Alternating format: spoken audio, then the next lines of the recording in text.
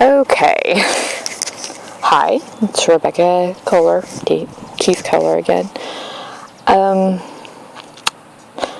I kind of wanted to get into this. I mean, I'll get further in my case and my experience, but this is something that it's been all over the media for the past few weeks. You have Adacia Chambers, you have Jerod Murray, both Oklahoma cases. Jerod Murray was found NGRI. He had his 45-day hearing recently. The judge ordered him back to OFC, and there are a lot of people out there who are angry that he got NGRI. But when you have somebody with a mental illness, you expect them to be responsible for that. If somebody with diabetes, when the sugar shock or insulin shock, whatever it's called, was in a car, caused an accident that killed 5 people, would you charge them with first-degree murder? If somebody with, let's say, seizure disorder did the same thing, killed people, would you not think of special circumstances in that case? Because mental illness is the same as diabetes or seizures or cancer or anything. It's an illness. The person has absolutely no control over what they do, what they say, and you cannot hold somebody fully accountable. I mean, yes, there are people with mental illness who do not take their meds. They'll think they're better. They'll stop taking their meds. There are some diabetics that do that. There are people with seizure disorders that do that. You cannot judge somebody because of an illness. You can't sit there and have double standards from one illness to another. An illness is an illness. It doesn't matter what the circumstances are. As a matter of fact, speaking of physical illnesses that can cause mental illnesses, one of them is thyroid disease. Depending on which one you've got, if it's diagnosed, not diagnosed, or if you're not on the right medication, if it's not monitored correctly, your thyroid can deal with so much depression and anxiety, and I know that from experience. I was on all kinds of medications. Then they found out I had a thyroid disorder. Got put on Synthroid, got my thyroid level up, lost 80 pounds. I'm not on any antidepressants, no anti-anxiety medications, absolutely no psychiatric meds at all. Everything, a lot of your body's chemical responses, hormonal responses, it's the thyroid, the pituitary gland. I mean, that's a physical illness that causes a mental illness. There are so many more factors to mental illness, and everybody needs to put down the pitchforks and the tar. They need to sit down and they need to think clearly, not in anger, not in haste, but clearly. They need to sit and think. If that was their sibling, if that was their parent, if that was their spouse, if that was a cousin, an aunt, an uncle, if that was their best friend, or if it was them, what would their position be then? Because you cannot fully comprehend this until you've been through it, or been through it with someone you love. You can't fully appreciate the fact that no, OFC is not the easy way out.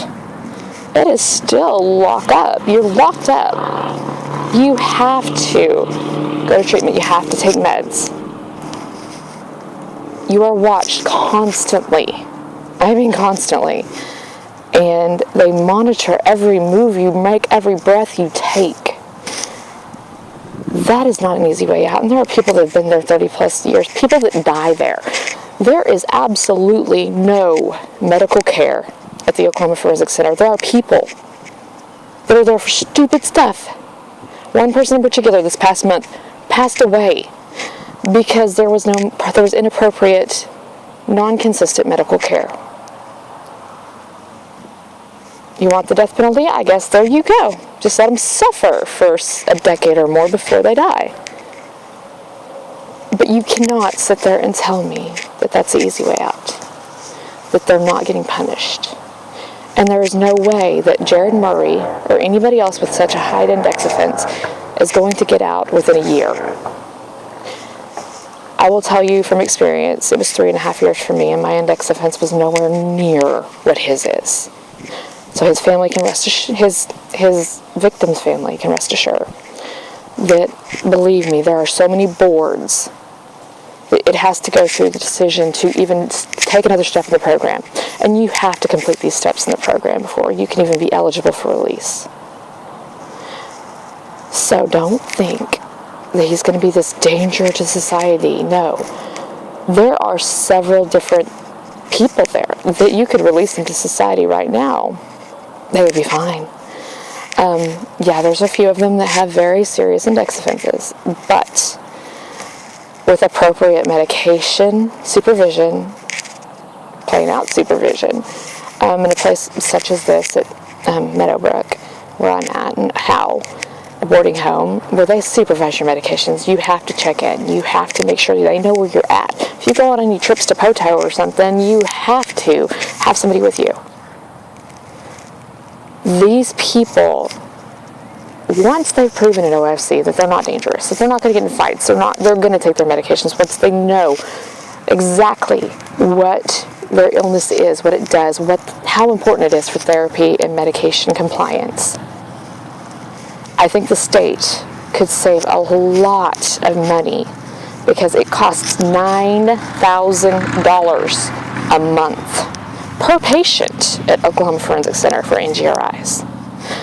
That is $108,000 a year. There's 80-something patients at OFC. We're talking millions there. A place like this is $915 a month that is taken out of Social Security. Not an expenditure on the state.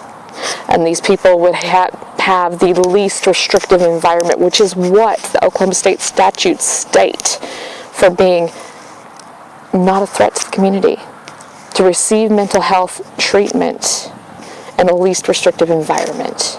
That is what these boarding homes are. And there are about 12 people at OFC currently, right now, that could very well transition into this. Save the state money, open up beds for people who really need them. Because someone like Jerod Murray, that's going to be years. Adacia Chambers, she's not NGRI right now, but I do pray that she gets it because she needs that treatment. Psychosis is not a joking matter. It's not funny. I don't even remember what I said when I was under my psychosis. And I'm sure if she does get NGRI 3 years from now, she'll probably be sitting there and going, what happened? We're still working this out because you do not understand the toll it takes to have something like that. Have yourself do something like that and not remember it, not understand why you did it. It kills you because you can't remember. So there's never peace when it comes to mental illness and psychosis because you don't understand. You don't remember. You have no idea what you did. And imagine waking up and everybody telling you that you did these horrible things. Imagine what a toll it can take on you. I can tell you from my own experience, it takes quite a toll. So, what I'm asking you out there, don't change the law. Before you get on a bandwagon supporting something such as this, I want you to go to Oklahoma Forensic Center or anywhere. Speak to people like me. Meet these people. Don't ask them what they did. Just get to know them before. Then hear their story.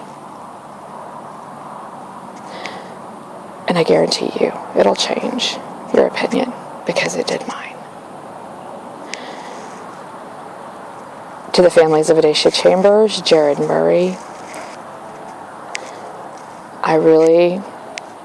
I sympathize with you. Also, Christian Costello, He's another case that I've been thinking about lately. Know that you're in my thoughts and prayers. Your children are in my thoughts and prayers. And know that I support any and all NGRI patients or anybody that has a mental illness who has committed a crime such as those. I support you 100%. And if anybody out there would like my help, which whatever limited help I can give, moral support, whatever, a listening ear, I'm here. Thank you.